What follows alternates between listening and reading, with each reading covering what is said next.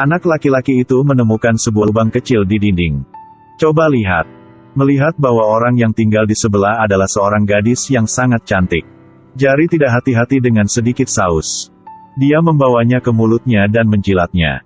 Pemuda itu melihat itu, di dalam hatinya seolah-olah ada semut yang merayap. Sejak itu, setiap kali dia bangun, dia menjadi maniak penguntit. Setiap aktivitasnya dilihatin sama dianya. Namun, dia masih tidak melihat pemandangan yang dia harapkan. Suatu hari, kesempatan itu akhirnya datang. Tapi dia berdiri terlalu jauh. Dia tidak bisa melihat apa-apa. Pria berwajah cerah ini bernama Etsuro Kurosu. Sebagai seorang pengangguran, mencuri makanan dari orang lain setiap hari. Hari itu, dia ditangkap oleh gadis cantik ini. Gadis ini bernama Ryo Miyaichi. Saya mendengar Anda adalah tetangga. Dia mengundangnya untuk makan malam. Sejak hari itu, pada siang hari dia menyikat giginya dengan Mia. Sambil merawat giginya, mengawasinya menyehatkan matanya. Di malam hari, melihat Mia pergi tidur, dia juga melambaikan tangan selamat malam melalui lubang kecil. Terkadang bahkan pergi ke rumahnya untuk makan. Mereka berdua makan dan mengobrol dengan gembira. Kurosu berpikir dia beruntung. Tapi suatu sore, dia secara tidak sengaja menemukan rahasia besar Mia.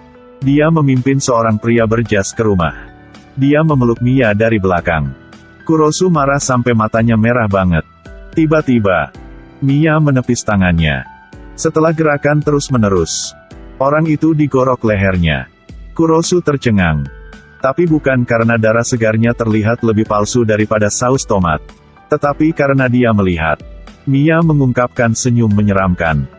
Dia tidak bisa mempercayainya, Dewi hatinya adalah seorang pembunuh. Pada saat ini, Mia berinisiatif untuk pergi ke rumahnya. Dan undang dia untuk makan malam dengan cahaya lilin. Keesokan harinya, dia mengatakan kepadanya jika dia ingin mencuci pakaian, dia bisa menggunakan mesinnya. Kurosu iya, Mungkinkah adegan di mana dia melihat Mia membunuh seseorang adalah ilusi? Tapi hari ini dia melihat lagi. Seorang laki bertato dibawa pulang oleh Mia. Dia akan mempermainkan Mia. Tapi kekuatan Mia sangat besar. Pria bertato itu dipermainkan olehnya. Segera didorong ke bawah. Setelah terkena, tenggorokannya dipotong oleh Mia. Sekarang Kurosu benar-benar yakin. Adegan yang dia lihat terakhir kali bukanlah ilusi. Dia berteriak ketakutan. Mia tidak tuli, tentu saja dia mendengarnya. Jadi, Kurosu hampir memuja langit. Dia menekan rasa takutnya, mengintip melalui lubang untuk melihat situasi di sebelahnya. Dan hasilnya, Kurosu sekali lagi berteriak seolah dia dipotong lehernya. Panik, dia membuka pintu dan berlari keluar. Mia berdiri tinggi seperti iblis wanita. Tangan memegang pemotong kertas. Tanpa diduga, Kurosu berlari ke atas. Terpaksa ke teras. Mia mengangkat pisau ke arahnya. Tapi Kurosu bilang dia jatuh cinta padanya. Karena, dia mencoba bunuh diri dengan cara digantung. Tapi tidak ada kesuksesan. Sejak lubang di dinding ditemukan, hidupnya dihidupkan kembali dengan harapan. Saat ini, bilahnya hanya berjarak 0,01 cm dari leher Kurosu. Tapi hanya untuk saat yang singkat itu. Mia tergerak. Karena Kurosu bilang, dia ingin berkencan dengannya. Tak terduga, Mia setuju. Dia membungkuk dan menjilat luka di mulutnya. Kurosu ingin menciumnya. Tapi diperingatkan oleh Mia. Saat ini belum bisa, aku akan membunuhmu. Keduanya resmi dianggap sebagai sepasang kekasih. Kurosu ingin mengisi lubang di dinding. Tapi Mia merasa bahwa dia harus meninggalkan itu untuk mencintai. Kekuatan cinta memang hebat. Kurosu tidak lagi meringkuk di rumah.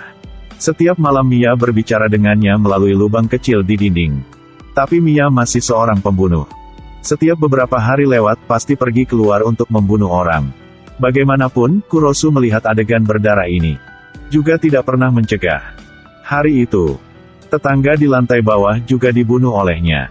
Kemudian, sekelompok orang pergi ke rumah Mia untuk membersihkan tempat kejadian. Wanita yang memimpin bernama Reina. Dia membutuhkan mayat segar. Oleh karena itu, bekerja sama dengan Mia. Kurosu tidak mengerti. Mengapa membunuh tetangga ini? Dia adalah orang baik yang memberi makan kucing liar setiap hari. Reina kemudian membawanya ke rumahnya. Seluruh ruangan dipenuhi dengan mayat kucing. Metodenya juga sangat kejam. Perangkat penyiksaan tidak kekurangan apapun. Ternyata orang yang dibunuh Mia semuanya sampah. Tapi dia masih berharap Mia bisa berhenti membunuh orang. Meskipun Mia tidak mendengarkan. Tapi ini tidak mempengaruhi kesukaannya padanya. Namun, Mia sudah mulai berubah. Karena Kurosu dengan sungguh-sungguh memohon. Anda tidak membunuh saudara perempuan yang tidak bersalah dari tetangga yang membunuh kucing. Meskipun dia mungkin membuatnya terekspos. Lalu, organisasi yang menghargai kemampuannya Mia. Dan ingin membujuknya untuk bergabung. Tapi Mia membenci sampah ini. Mereka memikirkan cara untuk membuat Kurosu meyakinkan Mia. Dan ditolak sama Kurosu. Pada akhirnya, wajah itu disayat. Setelah mengetahui tentang kejadian itu, Mia ingin membalaskan dendamnya. Tapi Kurosu menghentikannya. Dia tidak ingin Mia terus membunuh orang. Juga sangat takut dia terluka. Tapi untuk Mia, tidak membunuh tidak mungkin. Keduanya berpisah karena tidak senang. Malam itu, Kurosu melihat Mia membunuh seseorang lagi. Tapi kali ini, dia menangis. Kurosu sangat terkejut. Setelah Mia pergi, dia juga berlari. Pergi ke organisasi itu.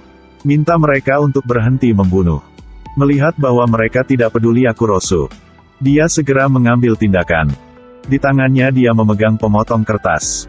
Tapi tindakan ini seperti belalang yang menendang mobil. Kali ini belum tentu bisa pulang. Tiba-tiba, sebotol eter masuk. Segera orang-orang ini kehilangan kemampuan untuk bertindak. Kemudian Mia melangkah keluar. Mengambil pisau kertas Kurosu dari tanah. 2 tangan, 2 senjata. Mulai hiruk pikuk pembunuhan. Pada akhirnya, Mia dan Kurosu berciuman tepat di tempat ini. Tiba-tiba, dia menusukkan pisau itu jauh ke dalam tubuh Kurosu. Tapi Kurosu bilang dia senang. Mereka berdua mengatakan bahwa mereka saling mencintai pada saat yang sama. Kemudian, mata Kurosu menjadi gelap. Tetapi dia yang tidak mati. Mia juga bertekad untuk tidak membunuh siapapun mulai sekarang. Dia ingin hidup damai dengan Kurosu. Film berakhir di sini. Ini adalah film Jepang berjudul Love and Murder. Harus dikatakan bahwa orang Jepang benar-benar orang yang ajaib. Awalnya saya mengira ini adalah film horor. Kemudian berpikir ini adalah film tentang cinta. Tonton sampai habis baru tahu. Sial. 一部狗粮片。